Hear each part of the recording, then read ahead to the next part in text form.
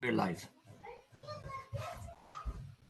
Good morning, everyone in United States, and good evening to our friends joining from India. My name is Dr. Adityanji, and I am the President and Chairperson, Board of Directors of the International Commission for Human Rights and Religious Freedom. Today, we have a very somber ceremony. We wish we didn't have to do it, but still we have to do it. The ICHRRF is going to release its final report on Kashmiri Hindu Genocide that was perpetrated between 1989 and 1991. So we are all gathered here today for the report release ceremony. On behalf of the Board of Directors and the executive team of the ICHRRF, I invite all of you with a heavy heart but with a firm determination for this report release ceremony of the special hearings that were held on March 27, 2022 on Kashmiri Hindu Genocide that was perpetrated 1989 to 1991 period. A little bit of information about the Commission. The International Commission for Human Rights and Religious Freedom is a US-based nonprofit organization that is focused on upholding human rights and religious freedom all over the world through continuous monitoring, policy intervention, and collaboration. We are focused on educational, research, legal, and human rights advocacy and charitable purposes, and we strive to be an advocate for the human rights and religious freedoms of underrepresented, marginalized communities all across the world. No part of the world escapes our watchful eyes. We believe that humankind can no longer afford to be selectively vocal about the rights of only a specific set of people. A humane and just world necessitates fair treatment of all living beings, irrespective of their faith, creed, ethnicity, religion, or philosophy. At the Commission, our focus is on indigenous rights and freedom, free speech, and their cultural preservation. Some of the initiatives that the Commission has taken include monitoring violations of the freedoms and sanctity of religious and philosophical minorities across the world, research into documentation of the culture, history, and challenges faced by such communities, policy recommendations on human rights, religious diversity, and pluralism to international organizations, agencies, national and local governments, wherever they may be. We also support collaboration for the cultural and philosophical diversity across the world. We have done special hearings for various parts of the world where there have been human rights violations, and that have included Bangladesh, Jammu and Kashmir. We have done programs on religious freedom issues in Lithuania. We have dealt with genocide done in Armenia by Turkish imperialist governments. We have also started to train next generation of leaders in human rights and religious freedom through our very special Professor Ved P. Nanda Fellowship Training Program in Human Rights since January of 2022. And I'm pleased to say that we have recruited 2 fellows, one in January of 2022 and one in July of 2022. For those of you who are joining us for the first time, this is the logo of the commission. The special hearing conducted by the Commission on Kashmiri Hindu Genocide 1989 to 1991 was conducted on Sunday, March 27th, 2022. This event was widely covered in the press. More than 70 media outlets in various languages published the news on those hearings. The special hearing committee was chaired by Professor Ved P. Nanda, had Professor Yashwant Pathak, and myself, and our executive director, Mr. Carl Clemens, served as the special rapporteur for the special hearing committee.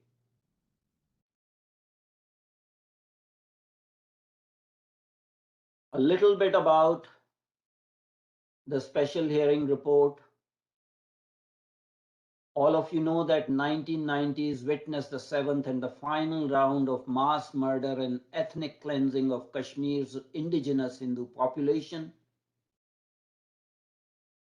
Today, the remaining Kashmiri Hindu survivors still live in refugee camps in other parts of India, while a few have assimilated into the mainstream Indian and Western societies, excelling in various fields.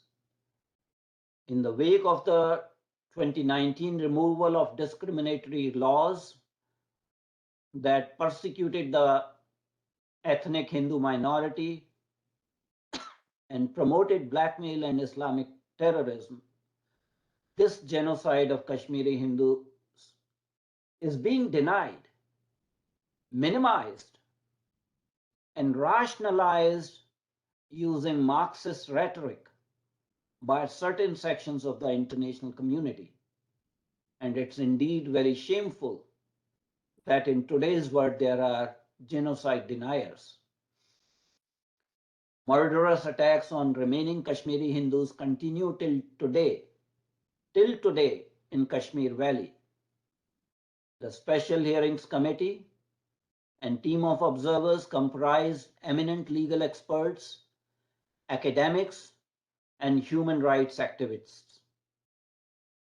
Today's somber ceremony will lead to publication of a full report. This report release ceremony of the special hearings by International Commission for Human Rights and Religious Freedom will provide recommendations to the Government of India for future action to protect and safeguard the interests of vanishing minority of Kashmiri Hindus. These are some of the gruesome pictures of that genocide, and I'm putting these up to open the selectively blind eyes of genocide deniers. This is again a sad story about Neelkant Ganju, a special sessions judge, who was shot dead in broad daylight in Kashmir Valley. A little bit of housekeeping rules for this event. I would request all our audience to keep themselves muted to avoid noise interference. Kindly change your cell phone setting to vibration mode. We are trying to include a few witnesses that had originally testified during this report's release ceremony, and these witnesses will provide a victim impact statement. I would request all the speakers in today's ceremony to be please very precise and stick to your allocated time. And I would request the audience to please not try to interrupt our speakers. We are recording this event and it will be available later on our YouTube channel as well as on our website. And the detailed report of the hearing and a brief executive summary of this report will be released during this ceremony today and will be available on our website within next few hours of the conclusion of this hearing. As you know, this is a very somber ceremony. Some of us are wearing black to reflect our sorrows, and it should never happen again. Thank you. I'm going to request Professor Yashwant Pathak to talk a little bit about the Special Hearing Committee, its composition, and its chairperson. Professor Yashwant Pathak. Thank you, Dr. Adityan. Dear brothers and sisters, we are all assembled here for the International Commission on Human Rights and Religious Freedom report to be launched for our Kashmiri Hindus from about the genocide which happened during the time period 1989 to 1991. Right at the onset, on behalf of ICHRRF, we all, including you all, like to express our heartfelt, sincere condolences to our own kith and kin, brothers and sisters, who lost their lives at the hands of the Islamic terrorists during this genocide. We pray to Almighty God to offer eternal peace to the departed souls and to offer enough strength to their families to bear these incredible losses in their life which never be replaced. ICHRRF is dedicated to prevent such happenings in future, bring it to the notice of the world, and considers it to be a shame on humanity at large. This report has been compiled based on the historic special hearing conducted on March 27, 2022 by the Washington, D.C. based International Commission for Human Rights and Religious Freedom. The hearings featured several survivors, journalists, authors, academicians, and Kashmiri Hindu community leaders who testified under oath about the genocide and ethnic cleansing of indigenous Kashmiri Hindus at the hands of Islamic terrorists, as well as the Muslim-dominated Jammu Kashmir government policies. The hearings were presided over by a select committee chaired by internationally renowned professor of law, Professor Ved Prakash Nandaji of University of Denver, myself, Professor Yashwant Pathak as the Vice Chair, and ICHRRF President Dr. Aditya, the member and Executive Director, Mr. Carl Clemens, who served as a special reporter. The report does have several recommendations. I am going to just read few of them. One of the recommendations which the report does have is to rename the Hindu historical landmarks and remove the Arabic names, raise hundreds of Hindu temples and properties on the ground. We have recommended that all victims and survivors of the genocide must be rehabilitated by the government of India unconditionally and provided adequate protection to their life so that these things cannot be repeated in future. The Commission also recommends that Kashmiri language should be restored as the official language in the Union Territory of Jammu and Kashmir besides Urdu, English and Hindi, and should be studied, promoted in all educational institutions. And recently I have heard about Government of India decision of establishing such university, and I think they have definitely taken the cognizance of our recommendation. And the Commission recommends creation of safe havens, a sanctuary or a union territory carved out in the Kashmir Valley for Kashmiri Hindus, where Kashmiri Hindus can peacefully live without any further fear, force and intimidation. There are several recommendations which will be shared with Government of India as well as Member of Parliaments and the member of legislative assemblies in India, and then it will be on our website as well as on the YouTube. Professor Adityan also requested me to introduce Professor Ved Nanda, whom we all consider as our mentor. He has been decorated by the Government of India with the award of Padma Vibhushan for his contribution significantly towards India, the legal systems, as well as to the non-resident Indians based in United States of America. He has received several doctorate of literature and doctorate PhDs from many different universities from many different countries for his contribution. He is considered to be a world recognized authority in international law, human rights, and religious freedom. To its great distinction, there is one center which is known as Center Professor Ved Nanda Center for International Law, Human Rights and Religious Freedom, which is established at the University of Denver in his honor, and most of his students contributed toward the center, and it does significant work in the area of international law, human rights, and religious freedom under the guidance of Professor Ved Nanda.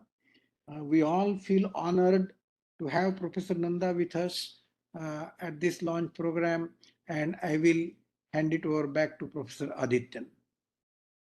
Thank you, Professor Pathak.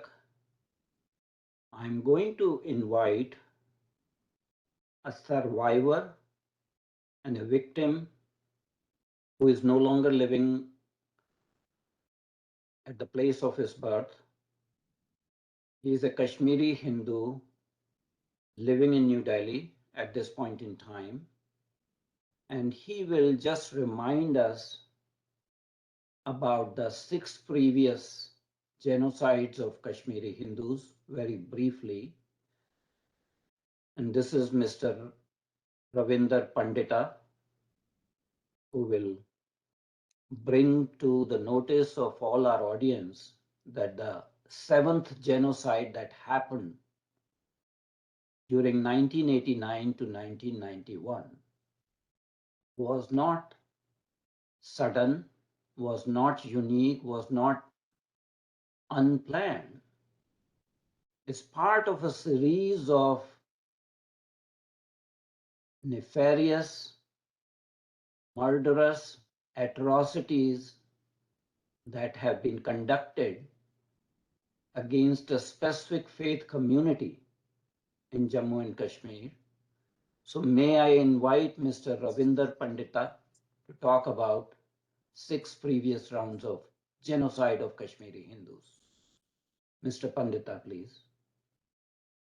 Thank you, Mr. Adityan, for giving me the opportunity to speak today about the previous exodus for the Kashmiri Pandits community. The truth of Kashmiri Pandit community who have to flee from their homes for the sake of survival have faced the brunt of Islamic radicalization not once, not twice, not thrice, but 7 times. It all started with the first exodus under Sikandar Shah. The first exodus of Hindu community from Kashmir happened during the period 1389 to 1413 CE, when Sikandar Shah, commonly known as Sikandar Butshikar, the destroyer of idols and a butcher of Kashmir, unleashed an Islamic terror crusade throughout the valley. During his tenure, temples were destroyed and mosques were constructed in their place.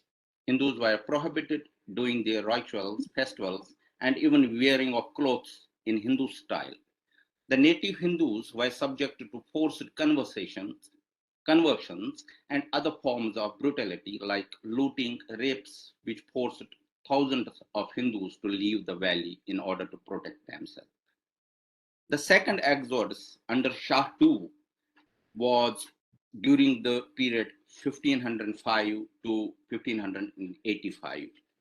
By the it was the exodus was marked in the reign of Fateh Shah II. Shah come under the influence of Shamsuddin Araki and then began the heroic practice of persecuting Hindus in the valley. The Kashmiri Pandits suffered under the zeal of Islamic fundamentalism. The sultans made it a state under the policy to effect forcible conversion and implemented it by issuing decree to chop off limbs of the Pandits, kidnap them, loot their belongings, and imprison respectable people on various pretexts so as to pressurize them to change their faith and become the followers of Islam, the religion of the rulers. The third exodus was under Mughals. After the dismissal of Shah dynasty, Kashmir Valley underwent the control of Mughals, and after that, again, the atrocities began on the Hindu community. The reign of Jahangir and Shahjahan were like nightmares for the community. Jahangir commander Sardar Khan specialized in converting Kashmiri Hindus under torture. Aurangzeb and his famous governor Iftikhar Khan continued the reign of terror unleashed by earlier Mughals. This in turn forced the majority of Hindu community to flee to other parts of India and save themselves again. Then come the fourth exodus under the Duranis. Taking advantage of the declining Mughal Empire, the Duranis of Afghanistan took over the control of Kashmir Valley in 1752. The Duranis mastered Aurangzeb in cruelty, triggered fourth exodus of the Kashmiri Pandit community. Physical torture in the ruthless fashion, mental agony, emotional, spiritual anguish, indignity heaped on the male members of the hapless community, unchecked harassment and shameless molestation of the women folk, and more than most the remarkable and unbeaten with the preserve the faith that has been good enough for their forefathers could perhaps have been the reason that compelled the cultured and literate, non-violent and highly tolerant community with rich and radiant heritage to flee the land of their genesis, of their saints and saints. Four times by the time 67-year black and cursed rule of the Afghan butchers in Kashmir expired. The fifth exodus by the Britishers. The Kashmir Valley has seen many rulers like the Sikhs and the Dogras. It's important to note during the Sikh or the Dogra rule, the valley majority, that's Muslims, were never subject to any kind of religious persecution. However, after the death of Dogra ruler Maharaja Ranjit Singh, the Britishers invaded the valley. The Britishers officer's cook Abdul Qadir was facing sedition charges for his fiery remarks against Maharaja Hari Singh in July 1931. The trial of Qadir stirred up sentiments. Protests were being held against the Dogra ruler. Things became ugly after the protesters were fired upon. This firing triggered communal violence in the area of Srinagar. Since the firing orders were given by local governor Trilok Chand, the Kashmiri Pandits were targeted, attacked and ransacked. Communal riots took place in several places and property of minority community were razed to ground, forcing them to flee the valley again. The 13th of July 1931 will go down as the Black Day in the history of Kashmiri Pandits and is also called Bata Loot Day. On that day, city of Srinagar and its suburbs witnessed riots resulting in spectacle of loot, arson and murder of Kashmiri Hindus, the first ever organized communal carnage in the recorded history of modern Kashmir took place. The rioters were wild everywhere, particularly in downtown Srinagar, looting KT shops and houses and setting them on fire. Hundreds were murdered, burnt alive, tossed into the river, molested, raped, and even forcibly converted to Islam. It was, in fact, the looters' day, and the real martyrs were the Kashmiri Pandits. The sixth exodus. Kashmir has not been a very peaceful land for longer periods. In the 80s, the condition of Kashmir Pandits kept deteriorating. A series of communal violence has been reported in the state. After 1947 independence, Pakistan ISI-backed groups started pushing the radicalization of Kashmir. To sustain their agenda, they bred hatred for Kashmiri Pandits. They were concerted efforts to orchard or orchestrate a public relations campaign to change the Kashmiri people. The episode of 1986, Anaknog writes, in fact, made it crystal clear the Kashmir is for Kashmiri Muslims only. Islam can exist and flourish there, and there is no place or scope for any other religion or its followers to coexist in Kashmir. These are all the six exodus prior to the 1990 exodus for the Kashmiri Pandits. Thank you very much for listening patiently. Over to you, Adityanji. Thank you, Mr. Pandita. What happened in 1989 to 1991 is culmination of a series of genocides and attempts at ethnic cleansing. In the Western world, we tackle with the issue of Holocaust deniers. And modern Germany does have a law to penalize people who are Holocaust deniers. But we also have in this world in 21st century, people who deny the Armenian genocide conducted by Turkish forces in Armenia. We see the same tendency when certain vested interests in collusion deny genocide of Kashmiri Hindus. That's the sad travesty of international geopolitics, international human rights organizations, who have been blind to the sufferings of an ethnic minority that was ancient and indigenous to Kashmir Valley and was the fountainhead of the spiritual wisdom of Hinduism, aka Sanatan Dharma. These were the indigenous people of that land that have been driven away, murdered, executed, persecuted.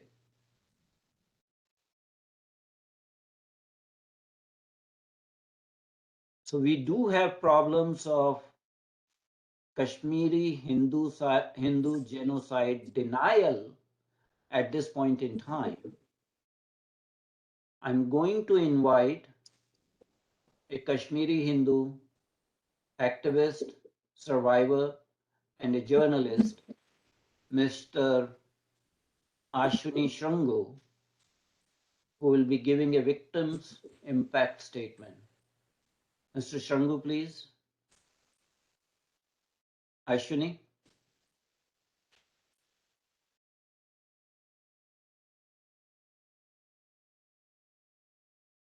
I know he was having some technical difficulties, so it looks like he has dropped out.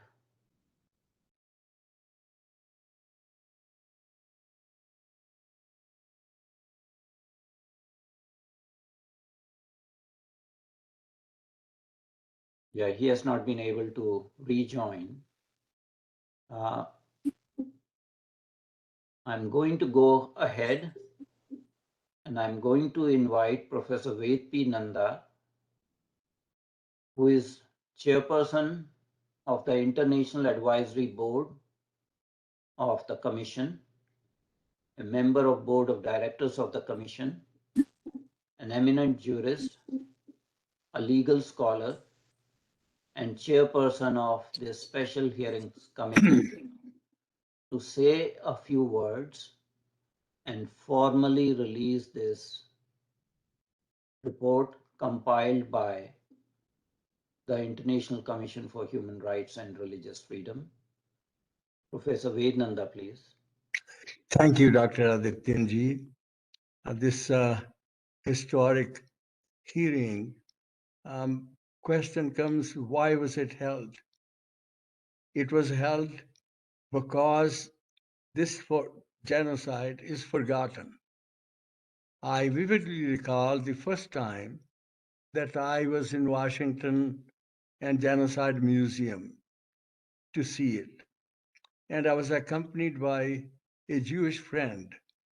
And after seeing that, and after talking with that friend and others, the one thing that came very clearly to my mind, and probably to all of you, that these events must not be forgotten. We need to remember them. Throughout the world, along with the International Criminal Court and those tribunals that have held perpetrators accountable, there has been an effort to have reconciliation commissions, to have hearings about people who have survived or people who have known about these events to talk about them. I was founding member, uh, director of an organization that's pretty active in Colorado, and this is the Colorado Coalition Against Genocide. And we have decided that all these genocides that have happened must not be forgotten. They must be acknowledged in order to make sure that these genocides can be deterred, they can be prevented, and people who commit them, they must be held accountable. In these hearings, we found, first of all, that we ought to verify them, those testimonials, evidence that has been submitted, witnesses that have come, we ought to review, we ought to verify them. And we, after having done that, found out that for genocide, there needs to be an intent. That is what the Genocide Convention seeks. And there is the intent. And that intent of the ethnic cleansing of Kashmiri Hindus, most of you recall, it was brazenly, it was openly broadcast. And then not simply that, but accompanied by political, legislative, and also violent means. So that is where genocide today we found as the commission to have happened, and that genocide has been totally ignored and forgotten. Now, the next question was, how did it happen? And these people were killed with the active or passive complicity of their Muslim neighbors or their colleagues. But not only that, but the government of Jammu and Kashmir, it has its own policies. And those were, because of Muslim dominated, those policies also contributed to this genocide. As we looked into it, we felt that the United Nations, that international human rights bodies, they had not acknowledged, they had not come to the aid of Kashmiri Hindus and those Sikh refugees for all this time, over 2 decades. And I think we feel that that tragedy is also happened, but we as Hindus and we in the community who are active, we also probably were not able to create that kind of awareness. And I think at the present time, that tragedy has continued because these people are displaced. And being displaced, they were not even called internally displaced people because they were in India. And in India, being there, they felt that they were simply displaced and not considered as refugees. We have several recommendations. Dr. Pathak mentioned a few of them. Let me just mention to you, because after hearing, and these were heartbreaking hearings, they very courageously talked about the trauma they had faced. And I think in that hearings, there was not a dry eye, because what happened during that time, the tragedy, those atrocity crimes, they were something that we never should, never could tolerate. And it happened. And as we heard today, it is not the first time, but 7th time that this genocide occurred. And this time, what was clear was that the message brazenly given was leave or you'll be killed. And that ethnic cleansing happened after 1,000 people had been killed. So let me just very briefly mention the recommendations. And recommendations are very briefly, I should say to you, that the government of India that hasn't done that must appoint a special judicial commission of inquiry. As usual in those commissions, a retired judge of the Indian Supreme Court should preside over it. And then I think that can always investigate all those atrocity crimes. And then the government of India must publish a white paper, and that white paper ought to be very clearly indicating who were responsible. What did the government of Kashmir, Jammu and Kashmir do? What did their colleagues and friends, neighbors do at that time committing those atrocity crimes? Then we also ask that, as Dr. Pathak mentioned, unconditionally, the government of India must rehabilitate all those survivors of genocide. And they must be given preferred treatment in getting jobs, pensions for elderly survivors. And there are plenty of other things talking about their ownership and how their property ought to be restored for them. Dr. Pathak mentioned, let me reiterate, that Kashmiri language be restored as the official language in the Union Territory of Jammu and Kashmir. Because presently there is Urdu, there is English, there is Hindi, but the Kashmiri language also should be there. And it ought to be promoted in all educational institutions. The Commission also recommends that sanctuary that was mentioned. And at the present time, what I need again to reiterate is that these genocides, all that Dr. Adityanji have mentioned, they ought to be remembered. That is what the Holocaust Museum brought to my attention and the attention of all those people who have followed these events, that you should never forget all these things that happened. And this Kashmiri genocide, Dr. Adityanji mentioned about genocide denials, because there are all kinds of rationales given as to why it happened. It happened simply because they were Hindus. It happened simply because they belonged to the Hindu religion. And at the present time, not even to acknowledge it, not even to accept that what has happened is wrong. What has happened is not to be accepted, not to be tolerated. The perpetrators, even today, they are there. And they are actively, again, promoting that hatred, that they ought to be identified, they ought to be acknowledged, and they ought to be held accountable for all that. And so the Commission does hope that the recommendations that we have given today, that the press that has ignored all these for a long time, that it takes care of it. I see in front of me a very, very senior person who has done a whole lot of work, and I won't name them, but there are plenty of people who are here who were and have been in the media. We want the media to please again, very clearly, openly, and forcefully bring it to the attention of the public, because it needs to be brought to their attention.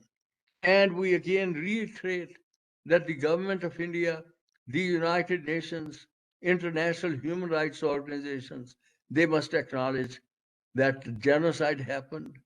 And once genocide happens, then I think the Genocide Convention under international law demands action. And that action ought to be taken by the government of India. That action ought to be taken by the United Nations. And these recommendations that we have made, we hope that they'll be taken seriously. I personally want to thank all of you that you joined this very sober occasion. Wish that we did not have to have these hearings. I wish that these witnesses did not have to come. It had never happened, but it did. And once it did, we need to make sure that it doesn't happen again. Time and again, the word has said never again. And we have not been able to realize that goal of never again. I think we need to reiterate it, and we need to make every effort on our part that that becomes a reality.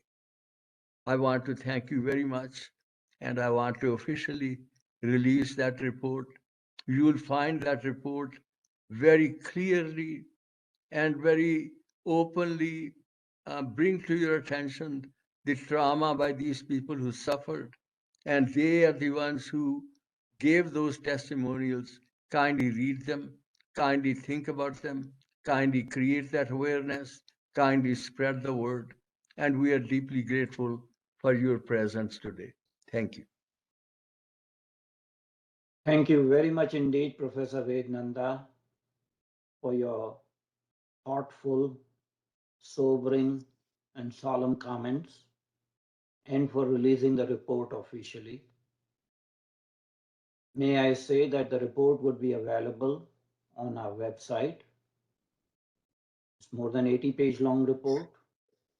There'll be a 3-page long executive summary. So if you don't have time to read the entire report, at least you can read the executive summary from our website. At this juncture, I'm going to invite our executive director and also the special rapporteur for this hearings, Mr. Carl Clemens, to extend his vote of thanks. Mr. Carl Clemens, please. Good morning, everyone, from Washington, D.C. here. I have put the links to the report as well as the executive summary in the chat. And as Dr. Adanji mentioned, you can download them from our website as well. The link again is in the chat, or just go to ICHRRF.org. Well, I'll start off by saying that it has been humbling and a privilege to be part of this process of being able to open up and and tell us your stories and help us educate others. Just a personal story here. I grew up with a few displaced Kashmiri Hindus among my friends in school. And all the years that we spent together, they would often talk wistfully about their homeland, Kashmir, but not once did they talk about why they weren't living there. I just assumed that they had moved for better opportunities. It shocks me that I grew up not knowing about what was happening then, even with survivors living next door. So I reached out recently after the hearings to one such friend, and he had no answer why he never told us his story. But he did promise that we would sit and talk for long hours soon. So I'm looking forward to that. So I'm especially thankful, first and foremost, to all the witnesses for telling us a story that I'm sure you have had trouble talking about, sometimes even to your own children. And for sharing your story that no one else seemed interested in listening to for the last 3 decades. And for braving this rising tide of genocide denial and invalidation and swimming out to meet us. So thank you all. I admire the indefatigable efforts of Kashmiri Hindu community leaders, like Mr. Ashwini Chungru, who was one of the witnesses, Mr. Ravindra. And thank you for all the documented evidence that you have painstakingly recorded and submitted to us. Next, I would like to thank the members of the board of the ICHRRF particularly Professor Vednanda, Dr. Yashwant Pathak, and Dr. Adityanji. I thank them for their historic initiative in this matter, their guidance through this whole process, and their scrutiny of the work that our team has done, and also for their patience because this report has been a while coming. I thank my colleagues in the executive team for making this happen. Friends, I hope that you will find this report a useful, professional, and authentic document going forward in your efforts to educate the public, government and non-government staff, as well as lawmakers. We wish you the best in your ongoing struggle to regain your human rights and your stolen heritage, and your dream of returning to your homeland in Kashmir. Please do let me know if there's anything we can help with in the future. I'd like to end by saying that anyone who reads the report or watches the hearings will be struck by the lack of vindictiveness in the survivors' testimonies, as well as the universal nature of their recommendations to prevent genocide and ethnic cleansing anywhere in the world, irrespective of nationality or religion or ethnicity. So in that spirit of universal and indivisible human rights, I would like to invite you all to get involved and contribute to ICHRRF in a variety of ways. So we provide a platform for a wide variety of indigenous cultures facing challenges and persecution. Dr. Adityanji spoke about it in his opening comments. We work with and we have featured activists, academics, community leaders from various groups with topics ranging from Native Americans, Mayans in Guatemala, indigenous peoples in East Asia, Uyghur Muslims, Bangladeshi Hindus, racial politics and pogroms in the Caribbean, Africa, the Roma people, and so forth. It's kind of important to remember that persecution will follow people around until they build a strong community of like-minded groups. The work that each of your individual organizations is doing is incredibly important, but it's a force multiplier if you get together with other organizations on a common platform. Just to give you an example, since you are Kashmiri Hindus in South Africa and the Caribbean have faced pogroms only recently, events that are hardly covered in the news. And some of the organizations behind those pogroms, orchestrating it, are based here in the United States. So no matter where you are, persecution will follow you unless we build that platform and that alliance, that social alliance. So show your support by attending our events and let the speakers know that they are heard. The webinars are always informative, and many of our viewers, they often find common areas where they can help the speaker's cause. So we put them in touch. We create those social relationships. We could use your expertise in various fields, so please contact me. Send us reports from your respective communities regularly, and we will track them and we will document them. Send us interns from your organizations so that we can train them up in the field of human rights as part of our Vednanda Fellowship Program. And last but not least, please donate generously. The PayPal link is on our website, or you can just send us a check. While the Kashmiri and the larger Indian American community is justifiably proud of reaching top positions in various fields, intellectual, commercial, political, in this case, your money will go towards building ladders rather than climbing ladders, building a platform that anyone can use to help themselves and their communities, and in the process, serve the same common cause. And that, I think, is the definition of soft power. I mean, soft power isn't really about people in Africa or Europe dancing to a Hindi movie song. It's more about people considering your interests as their own interests. And in this respect, it's very much the case in the respect of human rights, especially of indigenous polycentric cultures. So we believe that the content we provide and the social links we create will go a long way to safeguarding the rights of underrepresented and harassed cultures across the world. So please join us in building this important human rights platform. Thank you all. Dr. Adityanji, although formally the program is ending, but there is a hand there. Somebody wants to talk. Dr. Kian Gupta is here, who has been a very stalwart champion of these human rights and fighting for them. So if somebody wants to say a couple words, if you think that's appropriate, we ought to extend because there is time to say a few words, and then we can conclude it. Thank you, Professor Nanda. I see two hands raised. I'm going to invite Mr. Hargopal Rao first. Kindly unmute yourself. You're muted right now, Mr. Hargopal Rao. Yes. Please. Can you hear me now? Yes.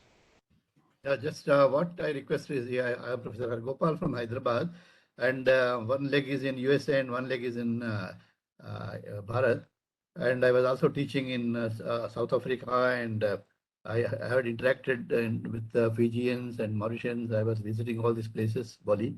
So what I personally feel, you kindly just put it, the link to us so that we can just spread. Because in Bharat, in India, what is happening is it is our own people who will be reacting against this, and they are still it's going on. So my request to the organizers, share the link because I am also a member of the Chamanalji group. So share the link so that we can just spread it in social media, in our own groups, in Twitter, in Facebooks, and other available WhatsApp and all that. Because we wanted to share, because it's an elite group here. We are discussing it. It's a nice discussion, and people who are involved and there in the ground level, they talk to us.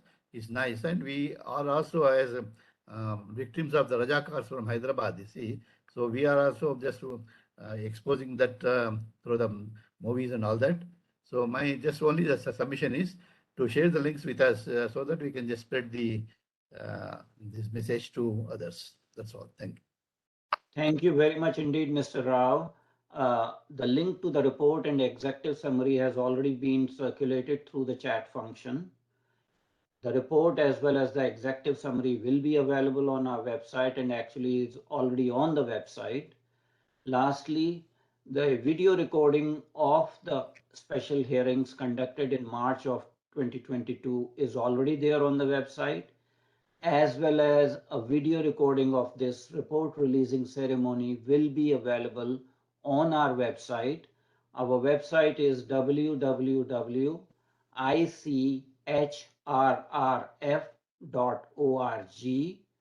and I will invite every one of you to visit our website for various contents and various reports, etc., etc. It's a good suggestion. I am going to invite two more people in sequence. First is Mr. Mohinder Gulati, who had raised his hand. Mr. Gulati, if you can unmute yourself, please. Thank you very much, Dr. Adityanji, and thank you very much to everybody who has helped in holding this public hearing. That was much needed, happened too late, but finally that it has started happening. I worked in Kashmir from 1973 to 1975. And it was all over the valley that I was roaming around for my work. I was working with the government. I was very surprised that it took 15 years for the 7th genocide and exodus to start. The signs were all there. It was all building up. The soil was fertile for a genocide to happen. It took 15 years is a surprise. And what are the lessons learned? Or have we really learned the lessons from this genocide? And not only from this genocide, but also what is happening in Afghanistan, Pakistan, Bangladesh. Forget about those countries. It is right now, as we speak, happening in West Bengal, in Kerala, and in many other parts of India. It was the corrupt politics in Kashmir. It was the weak and corrupted institutions. The media was against you, and you all know about it. Forget about the past. Even today, the Supreme Court has declined to take up the case of genocide of Kashmiri Hindus, even though they have taken up the past cases. So the question really is, why is it so? What is it that is wrong with us? We can say the institutions didn't support, the politics was corrupt, institutions were weak. media was not in our support, and the institutions have been highly contaminated because of the colonization or various other reasons. But real question is, you said should not happen again. Don't forget, it should not happen again, never again. But what do you mean never again? It is happening right now as we speak. So we really have to think about giving recommendations. Outsourcing our protection to others is fine. We have to depend on the institutions. We have to depend on the state and the state power. But is there something fundamentally wrong the way the Hindus approach this? I would not go into why, but I will leave that thought with all of us. There is something basically fundamentally wrong the way we approach this problem, and therefore we have to think about it. Somebody said we have to get joined together as communities, and which we are not. I would just stop here with the information. Few of us, we have started an organization called Global Hindu Temple Network. The basic idea is to create this overall thing, Hindu community, feeling of Hindu community, so that there is shared information, there is shared awareness, there is shared consciousness, which we hope, with fingers crossed, will lead to coordinated action. You can go to our website, Global Hindu Temple Network. We've just started. We are taking baby steps. But what Carl said, that is the baby steps we have just started taking. So let me just stop there, and thank you very much for giving me an opportunity to say a few words. Thank you, Mr. Gulati. The only thing I will say, and I will say it, it is shameful. It is indeed very shameful that the Supreme Court of India refused to take the case of Kashmiri Hindus who were being subjected to genocide. And till this day, Supreme Court of India is ready to take PILs at the middle of night at 3 a.m. but refuse to touch this issue. So that speaks volumes. We are not going into the politics of this. That's not the occasion for this function. The commission is a human rights commission and will not indulge in politics at this point in time. Let's remain focused on report release and its recommendations. May I invite Mr. K.N. Gupta to say a few words? And again, please stay focused on the purpose of this event and not on extraneous things. Thank you very much indeed. Adityanji, I need to say a word about K.N. Gupta. He's a veteran journalist, and all his life he has fought for India, for human rights, and for welfare of the entire world community. Dr. Gupta. Kindly unmute yourself, sir. Thank you, friends, and especially Professor Nanda, for giving me a chance to speak. Well, this report is very, very welcome, and we will put it on our website in India and raise public opinion again. I have just to say, although it may not be relevant on this subject, that this question that has arisen lately, after 3 decades, we had in 1951 itself realized, and Professor Nanda's leadership, and especially Dr. Mukherjee, who went over there for abrogation of this Article 370 and this one nation, one flag, one president, all these things. So where India should have awakened, but unfortunately not. And when Mr. Jagmohan was there as governor, he tried that he then Prime Minister Rajiv Gandhi intervened because of the deteriorating conditions of Kashmiris there. But unfortunately, center did not intervene. So this was very unfortunate. Somebody has brought it out. And I again assure you that we will join hands with you in helping our people of Kashmir wherever they are so that they are rehabilitated. Thank you. Thank you very much indeed, Mr. Gupta. Thank you to everyone. A press release will be issued today. It will be on our website. It will be issued to various press agencies. The report, the final report, as well as an executive summary is already available. I thank all the participants and the meeting is adjourned. Thank you very much indeed. You. Thank you.